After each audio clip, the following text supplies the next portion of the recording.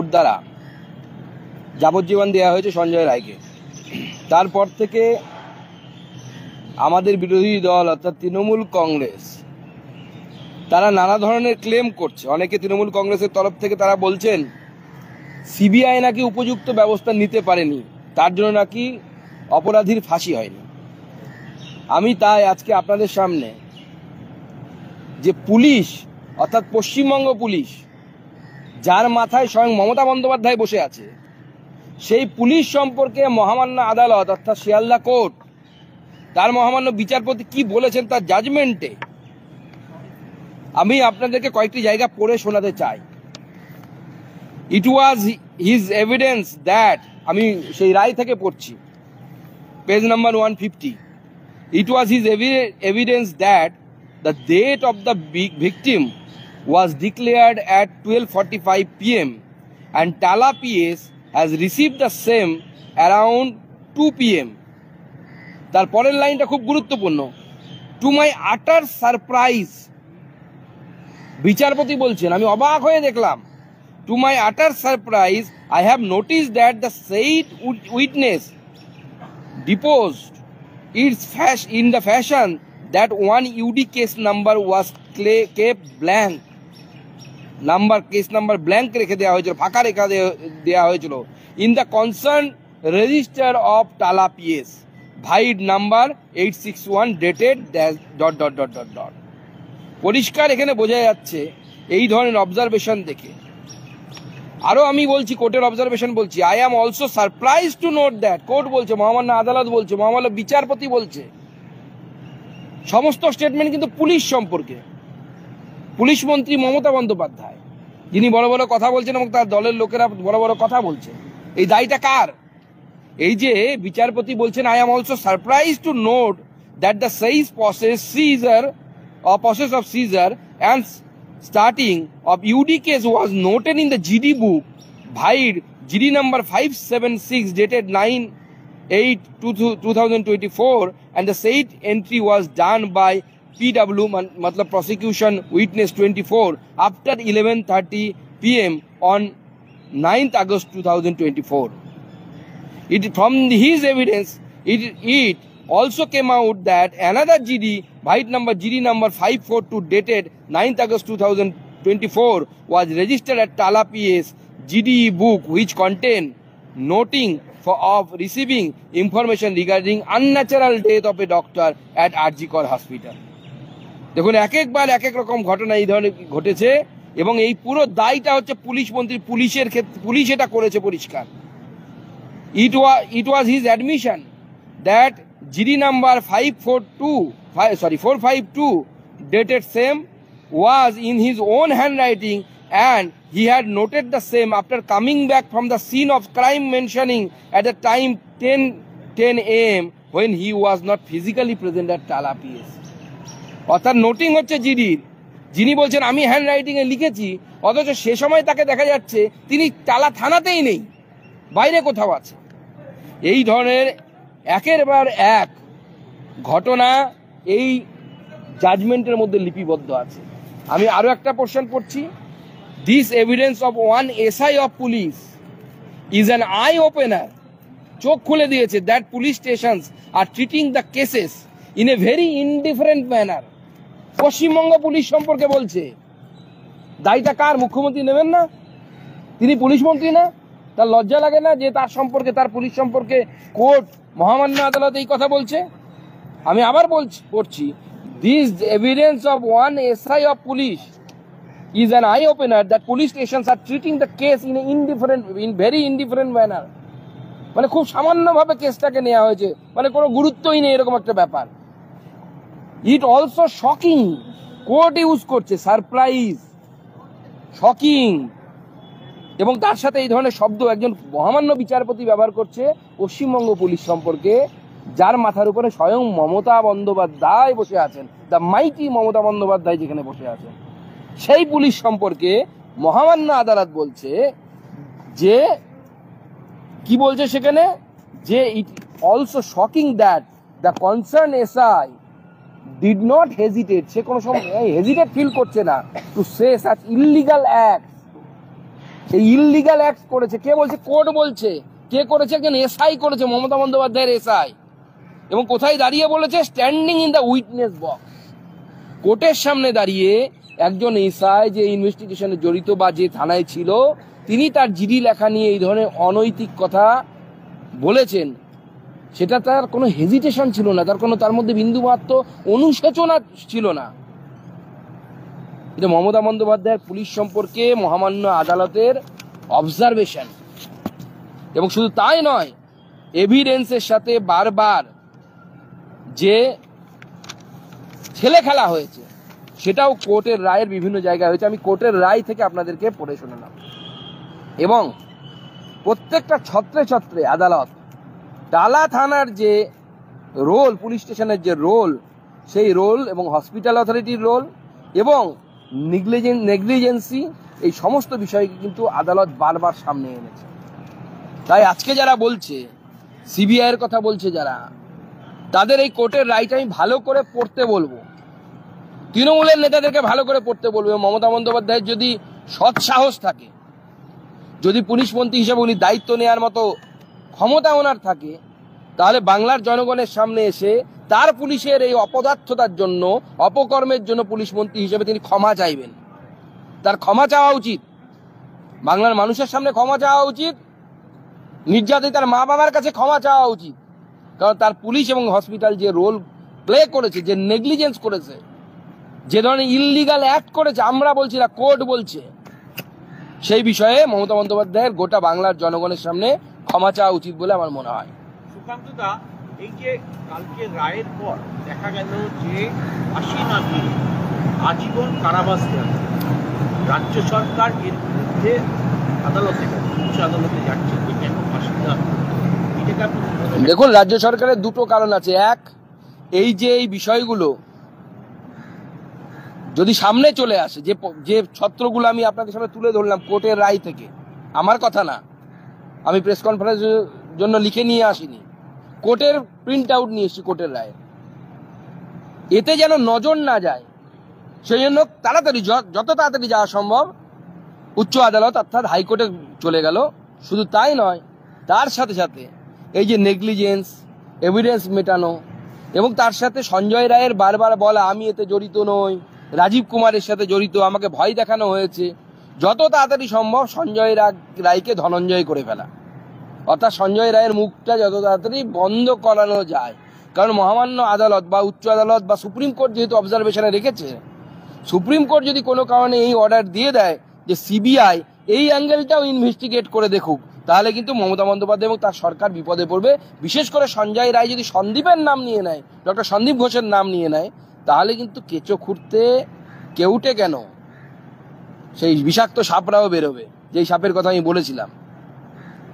আজকে সিএম আবার বলেছে যে আমরা তো চাইছি অপরাজিতা বিলটা পাস হোক, কিন্তু কেন্দ্রীয় সরকার দিনের পর দিন ধরে আটকে রেখেছে। দেখুন, মমতা বন্দ্যোপাধ্যায় খুব ভালো একজন পলিটিশিয়ান, এ বিষয়ে কোনো সন্দেহ নেই। সেটা মানুষকে কিভাবে বোকা বানাতে হয় সেটা উনি খুব ভালো করে জানেন, এবং তার জন্য যদি ওনার বিদ্যাবুদ্ধিকে জলাঞ্জলি দিতে হয় তাতে উনি পিছপা হন না। উনি তো ল করেছেন বলে শুনেছি আমি। ওনাকে জিজ্ঞেস করবেন তো অ্যাজ এ মুখ্যমন্ত্রী হিসেবে নয়, একজন লয়ের ছাত্র হিসেবে ভারতবর্ষের সংবিধান কি বলছে। যদি একই জিনিসে কোনো একটি ক্রাইমে বা কোনো একটি জায়গায় যদি কেন্দ্রের আইন থাকে এবং রাজ্যের আইন থাকে, কারটা প্রিভেল করে? ধরুন স্বাস্থ্য, শিক্ষা কনকারেন্ট লিস্টে আছে।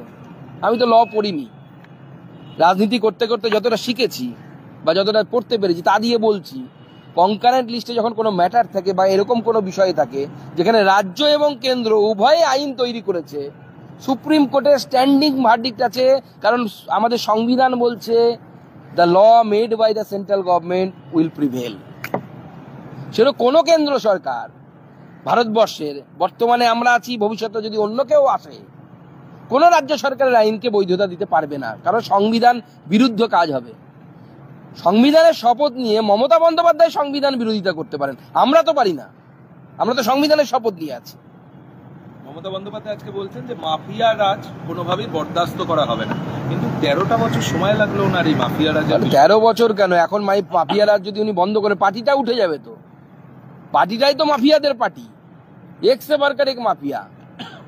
কেউ এখানে পুকুর বুঝিয়ে বিল্ডিং তৈরি করছে, কেউ নদীর বালি চুরি করে বিক্রি করে দিচ্ছে, কেউ কয়লা বিক্রি করছে, যে যেখানে পারছে যেখান থেকে যা পারছে বিক্রি করে। মাফিয়াদেরই পার্টি, তো পুরো পার্টিটাই হচ্ছে মাফিয়াদের একটা কোম্পানি। তাদের পলিটিক্যাল শেল্টার দরকার, সেই শেল্টারের জন্য একটা পার্টি তৈরি করেছে। সিপিএম আমলে এই সমস্ত গুন্ডারা পেছন থেকে সিপিএমকে ভোটে সাহায্য করতো, সাদা থান পাঠাতো, মারামারি করতো ভোটের সময়, কিন্তু তৃণমূল এদেরকে টেনে এনে নেতা বানিয়েছে। শওকত মোল্লা সিপিএম আমলে রাজ্জাক মোল্লার ঘরের সামনে বেঞ্চ নিয়ে বসে থাকতো, সেই শওকত মোল্লাকে এখন তৃণমূল নেতা করেছে গুন্ডাটাকে। মালদায় গিয়ে মমতা বন্দ্যোপাধ্যায় আজকে বলছেন যে কোনো বাড়িতে যেন জঙ্গিরা আশ্রয় না পায় সেটা দেখবেন। গ্রামবাসীদের বলছেন, মালদাবাসীদের বলছেন, মানে বলে ভারতবর্ষ ঢুকছে, মালদায় ঢুকছে। দেখুন, মুখ্যমন্ত্রী মমতা বন্দ্যোপাধ্যায় তার কাছে প্রত্যেকটি ইনফরমেশন আছে, কোথায় কোথায় কোন জঙ্গিরা এবং তার পার্টির লোকেরা কোন জঙ্গিদেরকে আশ্রয় দিয়েছে। মমতা বন্দ্যোপাধ্যায়কে তো চ্যালেঞ্জ করছি, ওনার যদি ক্ষমতা থাকে উনি ওনার পার্টির প্রতিনিধি দিক বা উনি নিজে আসুন, আমরা নিয়ে গিয়ে উত্তর 24 পরগনা এবং দক্ষিণ 24 পরগনায় ভেরি এলাকায় দেখিয়ে দেবো কিভাবে রোহিঙ্গাদেরকে সেখানে বসতি তৈরি করা হয়েছে। কলকাতায় লাস্ট 10 বছরের মধ্যে কোথা থেকে অজানা লোক, মুসলিম তারা ধর্মে, তারা এসে ভারতবর্ষের নাগরিক নয়, তারা বাড়ি করে ফেলেছে, মানে ঝুপড়ি তৈরি করে ফেলেছে। তার মধ্যে থেকে কেউ জঙ্গি হবে না। ইউরোপ এখন পস্তাচ্ছে যে তারা সেই সময় যুদ্ধের সময় যে সমস্ত রিফিউজিদেরকে জায়গা দিয়েছিল, আজকে তারা সেখানে বোম বিস্ফোরণ করছে, কোথাও গাড়ি চাপিয়ে দিচ্ছে ইউরোপিয়ানদের উপরে। তারা এখন অন্যরকম ভাবতে শুরু করেছে। গোটা ইউরোপ জুড়ে রাইট হ্যান্ড পলিটিক্সের উত্থান হচ্ছে এবং তারা পোল্যান্ডের পথে হাঁটছে। এমনি হাঁটছে নাকি? ইউরোপের লোকেরা কি কম শিক্ষিত নাকি? মমতা বন্দ্যোপাধ্যায় যে কথা বলছেন, ভাবের ঘরে চুরি করছেন উনি এবং ওনার পার্টির লোকেরা, উগ্রপন্থীদেরকে আস্তানা দেওয়ার জায়গা করছেন। আপনি উত্তর 24 পরগনার কথা বলছেন, সেই উত্তর 24 পরগনা থেকেই পাসপোর্ট জালিয়াতি কাণ্ডে একজন বাংলাদেশিকে গ্রেপ্তার করেছে। পলাশ বিশ্বাস নামে একজন বাংলাদেশি, বাংলাদেশ থেকে অনুপ্রবেশ করে এখানে পাসপোর্ট জালিয়াতি। দেখুন, উত্তর 24 পরগনা এবং দক্ষিণ 24 পরগনায় বিশেষ করে এই ধরনের বহু কর্মকাণ্ড চলেছে। তবে আমরা মনে করি বাংলাদেশ থেকে যদি কোনো হিন্দু ধর্মীয় কারণে অত্যাচারিত হয়ে পারে আসে, তার ভারতবর্ষে থাকার অধিকার আছে, তাকে নাগরিকত্ব দেওয়ার ব্যবস্থা আমরা সিএর মাধ্যমে করেছি, আগামী দিনেও করব। গরিবদের ভালোবাসুন, টাকায় সব হয় না, চরিত্র, মানবিকতা এগুলো আনুন। দলের নেতাদের আজকে বললেন না, এত বছর পর, 13-14 বছর পর, তাহলে এটা মনে হচ্ছে কেন? সব থেকে বড় কথা তো এটা। মমতা বন্দ্যোপাধ্যায় মালদায় গেছেন, তো মমতা বন্দ্যোপাধ্যায়কে বলবো মালদায় গিয়ে খোঁজ নিন তো আপনার যে নেতা স্বর্গত হয়েছে, মারা যাওয়ার পর তার সম্পর্কে বাজে কথা বলা আমাদের সংস্কৃতিতে নেই, তবুও বলতে বাধ্য হচ্ছি। বাবলা সরকারের নামে কটা, নামে আর বেনামে কটা ফ্ল্যাট আছে, কলকাতাতে কটা ফ্ল্যাট আছে। আপনার চেয়ারম্যান কৃষ্ণেন্দু নারায়ণ চৌধুরী, তার নামে কতগুলো নামে এবং বেনামে মালদায় ফ্ল্যাট আছে, একটু খোঁজ নিন তো। এক একটি নেতা কোটি কোটি টাকার সম্পত্তির মালিক, তো তাদেরকে আপনি জ্ঞান দিচ্ছেন, জ্ঞানে শুনবে? এই নেতাদেরকে কান ধরে পার্টি থেকে বের করে দিতে হবে, ক্ষমতা থেকে বের করে দিতে হবে, তবে শুনবে, তাছাড়া শুনবে না। মমতা বন্দ্যোপাধ্যায় সংখ্যালঘু সম্প্রদায়কে বলছেন যে দাঙ্গা রুখুন আপনারা, ইমামদের রুখতে হবে, সংখ্যালঘুদের মুখ। তার মানে উনি প্রক্ষান্তরে বোঝাতে চাইছেন যে সংখ্যালঘুরা দাঙ্গা করে, নাহলে তো হিন্দুদের বলা উচিত ছিল আপনারা দাঙ্গা রুখুন। আর ইমামদের হাতে তো আমার দাঙ্গার কন্ট্রোল থাকে। মুখ্যমন্ত্রী এটা পক্ষান্তরে বার্তাও দিতে চাইছে যে ইমামদের হাতে রেগুলেটর আছে, কখন দাঙ্গা করবে, কখন দাঙ্গা করবে না, কখন দাঙ্গা কমাবেন, কখন দাঙ্গা বাড়াবেন। এবং এটাই আমার মনে হয় বাকি পশ্চিমবঙ্গবাসীর, অর্থাৎ হিন্দু যারা আছি, তাদের বোঝার সময় এসেছে। আমরা যদি একত্রিত না হয়, মমতা বন্দ্যোপাধ্যায় ইমামদেরই নাম নেবেন, পুরোহিত পণ্ডিতদের নাম নেবেন না, অন্য হিন্দুদের নাম নেবেন না। এখন রাজনৈতিকভাবে একসাথে ভোট প্রয়োগ করুন, দেখবেন মমতা বন্দ্যোপাধ্যায় আপনার পা ধুইয়ে দিচ্ছে হিন্দুদের। বলছি একটা বিষয়, আপনি একটু ইউরোপের প্রসঙ্গ উত্থাপন করেছিলেন এই বিষয়টাকে সামনে রেখে, এই রাজ্যের ক্ষেত্রে কি এই ফোর্থ রাইট বলে যে পলিটিক্সটা বা যে ফার পলিটিক্স, সেটা কি এখানে উত্থান হওয়ার কি প্রয়োজনীয়তা রয়েছে বলে মনে করছেন, যা পরিস্থিতি রাজ্যে দানা বাঁধছে? দেখুন, যেভাবে রাজ্যে একের পর এক উগ্রপন্থী প্রবেশ, উগ্রপন্থী গ্রেপ্তার এবং এই ধরনের ঘটনা ঘটছে, বাংলা যা একসময় জাতীয়তাবাদের উৎসস্থল ছিল, গোটা ভারতবর্ষের জাতীয়তাবাদের জন্ম হয়েছিল এই বাংলায়। বন্দে মাতরমের মতো মহান মন্ত্র এই বাংলায় রচিত হয়েছিল। তো স্বাভাবিকভাবে এই বাংলাতে আগামী দিনে জাতীয়তাবাদের আরও বেশি স্ফুরণ করবে। অলরেডি স্ফুরণ শুরু হয়ে গেছে, মানুষ বুঝতে পারছে। বিশেষ করে বাংলাদেশের ঘটনা দেখার পর পশ্চিমবঙ্গবাসী বুঝতে পারছেন এবং আগামী দিনে এই ধরনের জাতীয়তাবাদী চিন্তা ভাবনা পশ্চিমবঙ্গে আরও বাড়বে। দিদি একটা ঘটনা ঘটেছে, আপনি জানেন, একটা মেয়ে কিশোরী মেয়ে দীর্ঘদিন ধরে নিখোঁজ ছিল। কালকে মাটি যখন হাল চাপের জন্য মাটি কুটতে গেছে, বডি বেরিয়েছে। সেই নিয়ে আজকে গোটা বাসন্তী অভিজ্ঞতা না, গোটা দক্ষিণ 24 পরগনাতেই এই ধরনের ঘটনা ঘটছে। হয়তো দেখবেন রেপ করে মেরে দেওয়া হয়েছে, তদন্ত হবে, তদন্ত হলে ধরা পড়বে। আর কোনো কিছুই তো থামছে না। অলরেডি উত্তরবঙ্গে থেকে খবর আসছে যে আবার স্যালাইন ওই বিষাক্ত স্যালাইন ব্যবহার করার ফলে আরেকজন মহিলার মৃত্যু ঘটেছে। একের পর তো এক ধরনের ঘটনা ঘটছে এবং সব ক্ষেত্রে দেখতে পাচ্ছি আমরা ভিকটিম হচ্ছে মহিলারা, মেয়েরা। মাননীয় মুখ্যমন্ত্রী লক্ষ্মীর ভাণ্ডার দিয়ে এটা কনফার্ম করে দিয়েছে যে মহিলাদেরকে তার পার্টির লোকের এবং তার পার্টির আশ্রিত গুন্ডারা ধর্ষণ করবে, তাদের মাটিতে পুঁতে দেবে, বা কখনো মুখ্যমন্ত্রীর কাছের লোকের সাপ্লাই করা স্যালাইন, বিষাক্ত স্যালাইন দিয়ে মহিলাদের জীবন নেওয়া হবে। জন বার্লা আজকে মুখ্যমন্ত্রী হাসিমারা চা বাগানের সভায় আমন্ত্রিত ছিলেন এবং সেখানে তিনি যেটা বলেছেন যে আমাদের দল চা বাগানের, আমাদের নেতৃত্ব চা বাগানকে কোনো পাত্তা দেয় না। এইভাবে কি করে দল করবো, কি করে জনগণের জন্য কাজ করবো? দেখুন, ওনার জনগণের জন্য যদি কাজ করার ইচ্ছে থাকে জনগণের জন্য কাজ করুন, কোনো অসুবিধা নেই। জনগণের কাজ করতে গেলে আগামী দিনে উনি কি পরিকল্পনা করছেন তার উপর আমরা ভিত্তি করে উনি জনগণের জন্য কি কি কাজ করেছেন তার হিসেব আপনাদের সামনে তুলে দেবো। উনি আরো বলছেন আমাদের কর্তারা ঝিমিয়ে পড়েছে, আদিবাসীদের হয়ে কথা বলবে এমন কোনো নেতা নেই দলে। দেখুন, ভারতীয় জনতা পার্টি একমাত্র রাজনৈতিক দল যিনি একজন আদিবাসীকে জেনারেল সিট থেকে মেম্বার অফ পার্লামেন্ট করে নিয়ে এসেছে, তার নাম হচ্ছে খগেন মুর্মু। বিগত বামফ্রন্টের 34 বছর দেখে নিন, তৃণমূলের 13 বছর দেখে নিন, উদাহরণ খুঁজে পাবেন না যে কোনো জেনারেল সিট থেকে কোনো এসটিকে নির্বাচনে লড়িয়েছে। তারপরেও যদি কেউ আদিবাসীদের স্বার্থের কথা আমাদের থেকে বেশি বোঝে, আমরা ভগবান বিরসা মুন্ডার জন্ম জয়ন্তীকে আমরা আদিবাসী গৌরব দিবস হিসেবে ঘোষণা করেছি। গোটা ভারতবর্ষ জুড়ে পালন হচ্ছে। ভারতবর্ষের বিভিন্ন জায়গায় আদিবাসীদের ঐতিহ্যময় গৌরবশালী ঐতিহ্যকে নিয়ে মিউজিয়াম তৈরি করা হয়েছে। কোনো সরকারের আমলে এত কিছু হয়নি। এবং সর্বোপরি একজন আদিবাসী মহিলাকে আমাদের সরকারের সময় ভারতবর্ষের প্রথম নাগরিক করা হয়েছে। আজকে যারা এই প্রশ্ন তুলছে তাদেরকে আমি প্রশ্ন করতে চাই, কেন এর আগে হয়নি?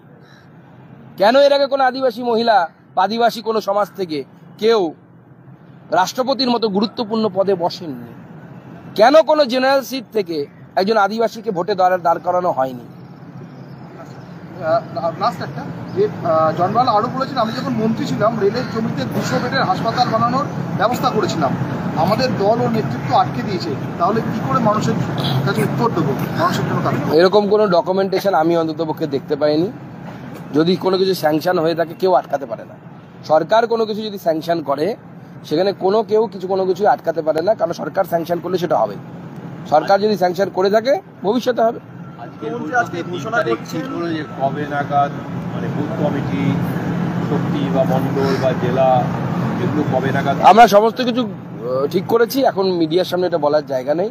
আমরা এ মাসের মধ্যে ম্যাক্সিমামটা করে ফেলবো। বলছেন যে না, সাংগঠনিক বৈঠকে তো বিরোধী দলের নেতার ডাক থাকে না সবসময়, তাকে নিয়ে আমরা আলাদা করে বসি। সেই জন্য না, সেটা এখন নয়, আগেও নিয়ে আসতেন না। সাংগঠনিক বৈঠকে উনি কমফর্ট ফিল করেন না, কারণ আমাদের যে সাংগঠনিক প্রক্রিয়া সেটা অনেকটা লম্বা চলে। ওনার বিভিন্ন প্রোগ্রাম থাকে, উনি ব্যস্ততম নেতা পশ্চিমবঙ্গের অন্যতম, তো স্বাভাবিকভাবে তাকে বিভিন্ন জায়গায় ঘুরতে হয়। উনি সময় পাবেন কোথায়? আচ্ছা, বলছি মুখ্যমন্ত্রী বলছেন আমৃত্যু পর্যন্ত লক্ষ্মীর ভান্ডার মিলবে, তাহলে এটা কি উৎকোচ পলিটিক্স হয়ে যাচ্ছে? না, সেটা তো সত্যি হবে না। তার কারণ হচ্ছে এরপরে অন্নপূর্ণা ভান্ডার চালু হবে, 3000 টাকা করে পাবে, তো সেটা আমৃত্যু চলবে। লক্ষ্মীর ভান্ডারটা চলছে না, অন্নপূর্ণা ভান্ডারটা আমৃত্যু চলবে।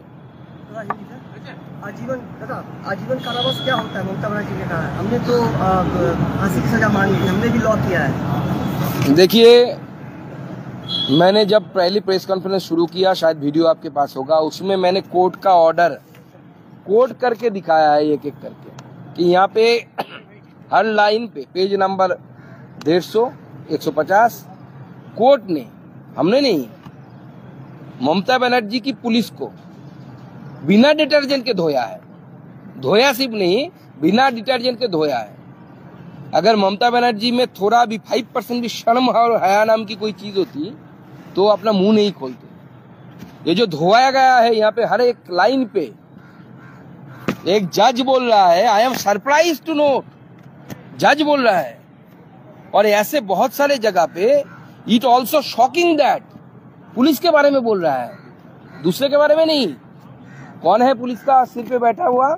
ममता बनर्जी खुद पुलिस के सिर पे बैठा हुआ है। ये सारे लाइन, एक एक लाइन ममता बनर्जी की गाल में एक एक थप्पड़ है कोर्ट के द्वारा।